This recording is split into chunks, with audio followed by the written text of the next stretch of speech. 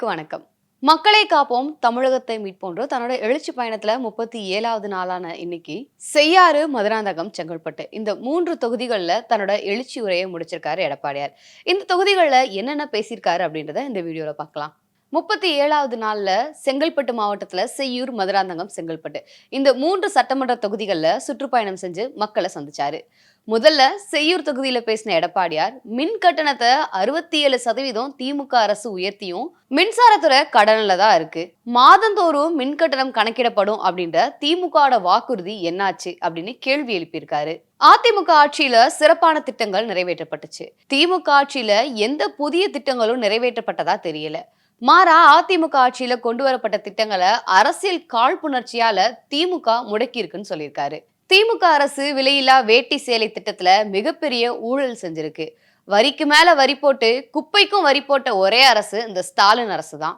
98% வாக்குறுதிகளை நிறைவேற்றி விட்டோம் அப்படின்னு பச்சை பொய் சொல்லுது திமுக. ஆனா கொடுத்த வாக்குறுதிகள்ல 10% கூட நிறைவேற்றல. 51 மாசமா மக்களுக்கு என்ன செஞ்சுச்சு திமுக அப்படின்னு கேள்வி எழுப்பியிருக்காரு எடப்பாடியார். 2026ல அதிமுக ஆட்சி அமைஞ்சதும் மணமக்களுக்கு பட்டு வேட்டி, பட்டு சேலை, பெண்களுக்கு தீபாவளி பரிசா பெண்களுக்கும் சேலை வழங்கப்படும் அப்படின்னு புரட்சி தமிழர் எடப்பாடி பழனிசாமி உறுதி அளிச்சிருக்காரு. இதை தொடர்ந்து மதுராந்தகம் தொகுதியில பேசின எடப்பாடியார், ஊழல் அப்படின்னா திமுக, திமுக அப்படின்னாலே ஊழல் தான்.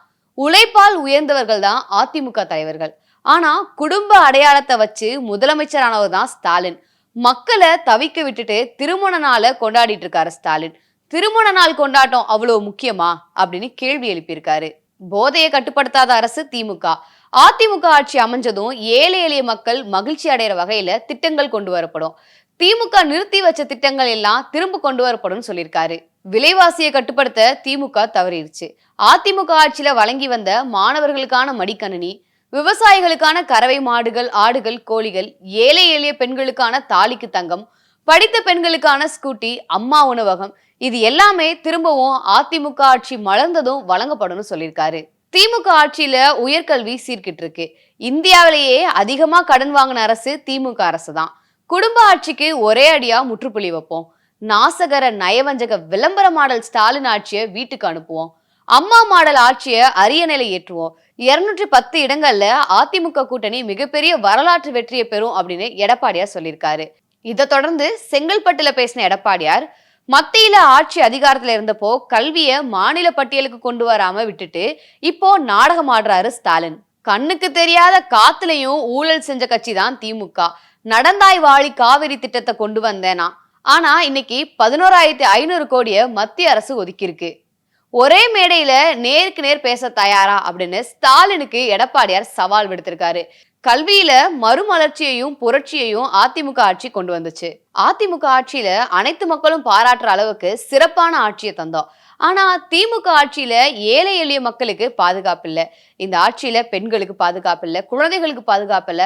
ஸ்டாலினுக்கு தான் குடும்பத்துல இருக்கவங்களுக்கு பதவி கொடுக்கறதுல தான் முழு கவனமும் இருக்கு. மக்கள் பிரச்சனையை பத்தி துளியும் கவலை இல்ல. அதிமுக ஆட்சியில கொண்டு வந்த திட்டங்களோட பெயரை மாத்தி வச்சு நலம் காக்கும் ஸ்டாலின், உங்களுடன் ஸ்டாலின் அப்படின்னு மக்களை ஏமாத்துது இந்த திமுக அரசு. திரும்பவும் அதிமுக ஆட்சி அமைஞ்சதும் அம்மா இருசக்கர வாகனம் மானியத்தோட வழங்கப்படும் உறுதியளிச்சிருக்காரு. கருணாநிதியோட குடும்ப ஆட்சிக்கு முடிவு கட்டுவோம். வாரிசு அரசியலுக்கு 2026ல முற்றுப்புள்ளி வைப்போம். 2026 சட்டமன்ற தேர்தல்ல அதிமுக கூட்டணி 210 தொகுதிகள்ல வெற்றி பெறும். மக்கள் ஆதரவோடு அதிமுக தனி பெரும்பான்மையோட ஆட்சி அமைக்கும்னு சொல்லியிருக்காரு. மக்களை காப்போம் தமிழகத்தை மீட்போம்னு தன்னோட 37வது நாள் சுற்றுப்பயணத்தை முடிச்சிருக்காரு எடப்பாடியார்.